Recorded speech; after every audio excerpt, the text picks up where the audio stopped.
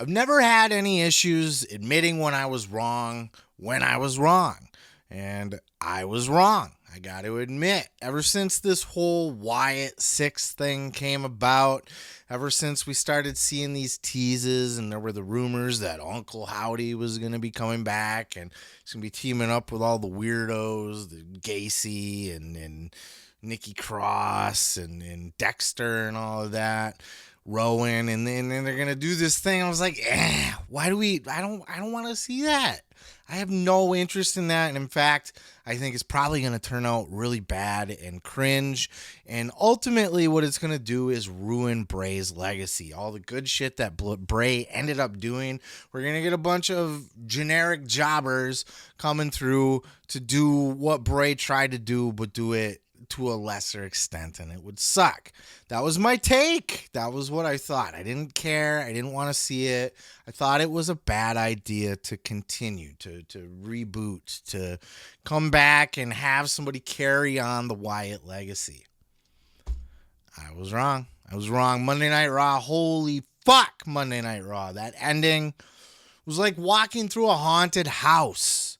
It was horrific. Now, before I gush anymore, not everybody has a great take on it. Some people didn't like it or were a little bit more apprehensive still, including Meltzer over there at the Wrestling Observer, along with Bryan Alvarez, as they had this take on this.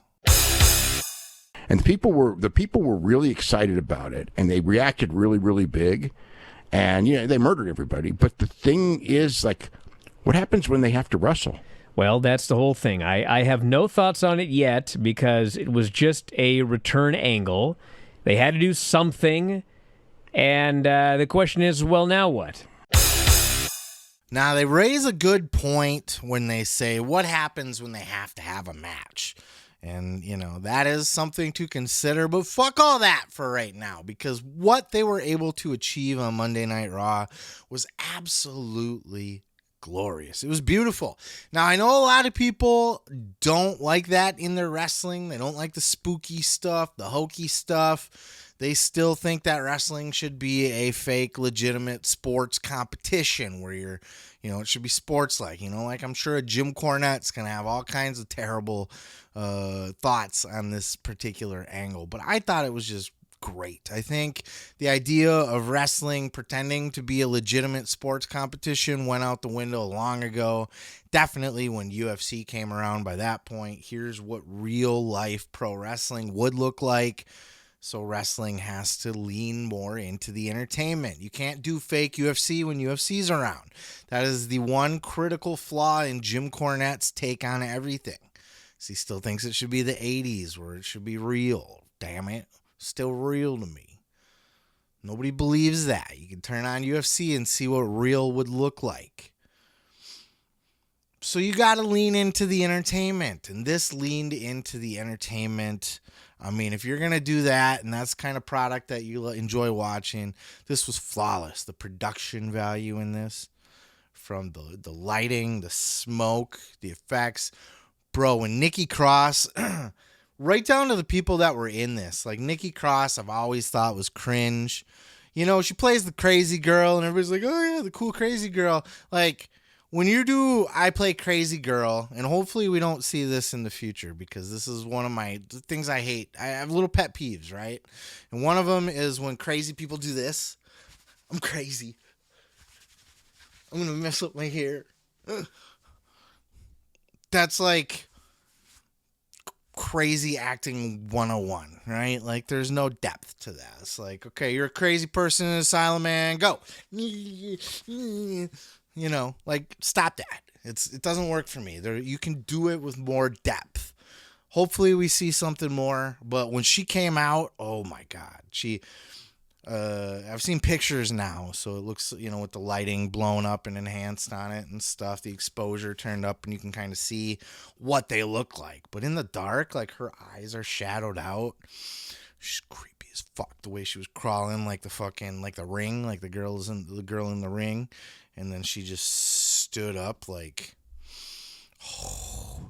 and then points, and the cameraman just followed. Like, it was so good. Just her was good. But then you walk back there and you turn the corner. And was it Rowan standing there with the hammer? And there were people, I think it was Gunther. I think Gunther was laying at his feet, and Kaiser perhaps. I don't know. It's hard to tell. Bodies are everywhere. The only person I think we got a real good look was Chad Gable. I might have seen R-Truth in there somewhere too. You go around the other corner, the whole gorilla position is smashed up and sparking. Presumably Triple H is in that mix. He got taken out too. Who knows?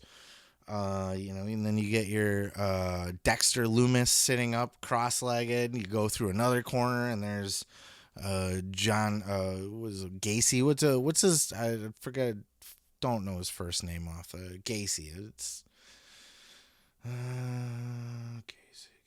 A few moments later. Joe Gacey. The internet says his name is Joe Gacey. Jesus Christ, how did I forget that? They are the Wyatt Sicks. I don't know about the 6. I think that's a little too on the nose. Spelling it 6. It's kind of almost the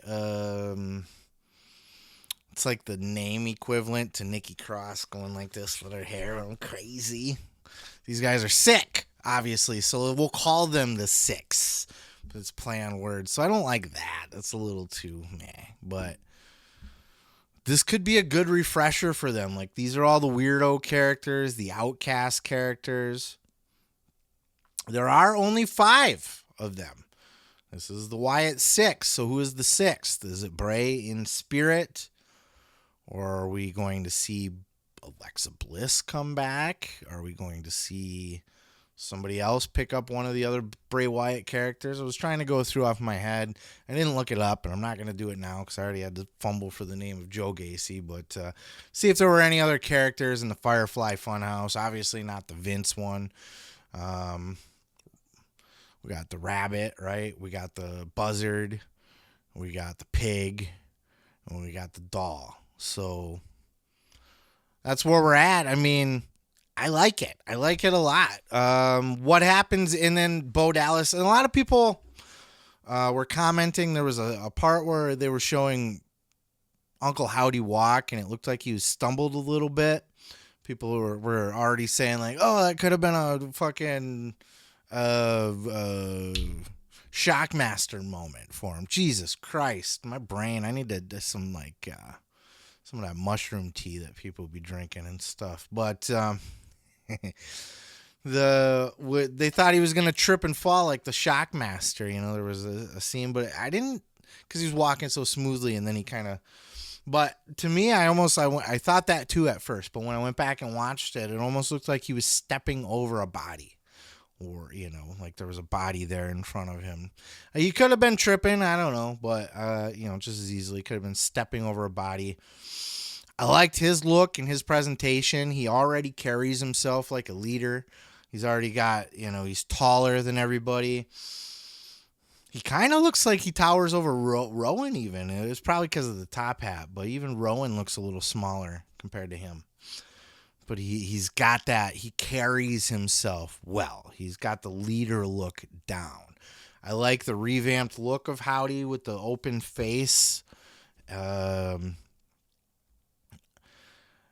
he said we're here, it was a little Bo Dallas-y in the voice. And if you've ever heard Bo Dallas talk, I don't know how scary he's going to sound if he's using his real voice for this.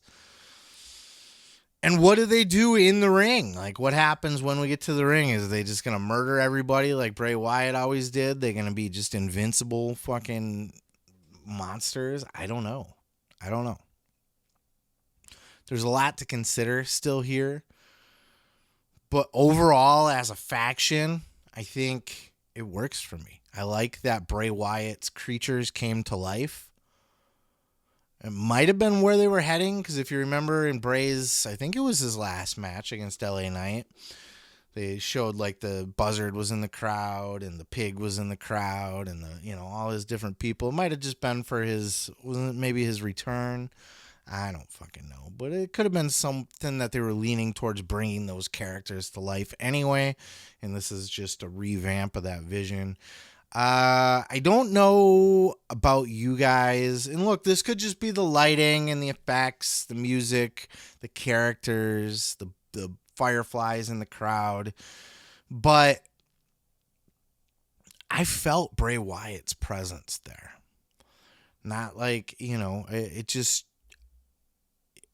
felt, and like I said, it could easily, just because it was it was all Bray Wyatt's production. This was a Bray Wyatt angle for sure. But like, it just felt, it had that air of like magic, that air of like chills, the goosebumps, like there was something else to it. And I think it to me, I felt Bray's presence. It felt like that something else was that Bray was right there with them the whole time, looking down on them, standing beside them, happy, smiling, proud. There's people, his friends that have work now. Bo is working now. Erick Rowan's got a job again now. Dexter, they never really figured out what to do with Dexter. Joe Gacey was NXT. Nikki Cross had kind of, I don't know, I think she kind of run her course, didn't she? The crazy chick you can only go so far with, especially when she's doing it all just very surface level. I'm a crazy chick. Oh, I'm going to run around all crazy. And then she did the Nikki Ash, which was about as cringe can get. A very Vince McMahonian character, if I've ever saw one. So something new had to be done with her as well. And this is, good Christ, I saw somebody in one of the comments, I think it might have been on one of the video of it on YouTube, that said Nikki Cross is the Sister Abigail we never knew we wanted. But, damn, she did so good. All of them did so good. This package together works for me. What they do with it from here remains to be seen. There's a lot like, how do all of these wrestlers react to being attacked?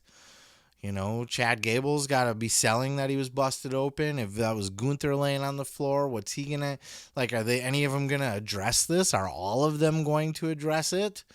If somebody attacked me backstage, I instantly want to fight to them, right? That's makes psychological sense. But if they attacked everybody, not everybody's going to want to have to.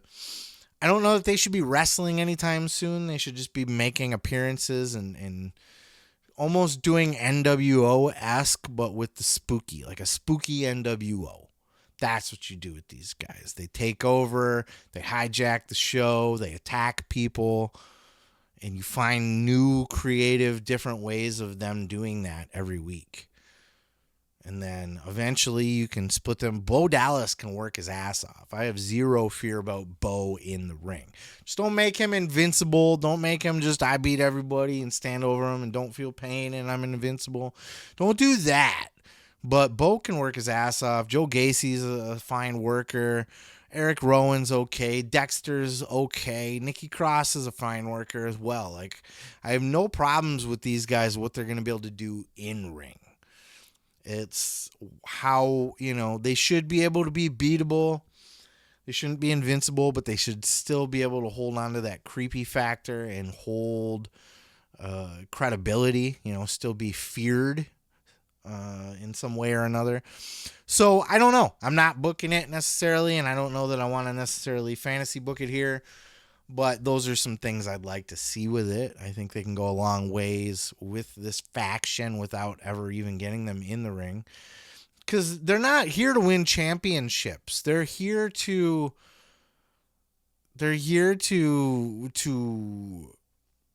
enact Bray Wyatt's legacy, what his original plan was. Whatever, you know what I mean? They're here to be his vengeance, to see his vision through, to just fuck shit up and be scary and be a menace and take over, as the Blue World Order would say.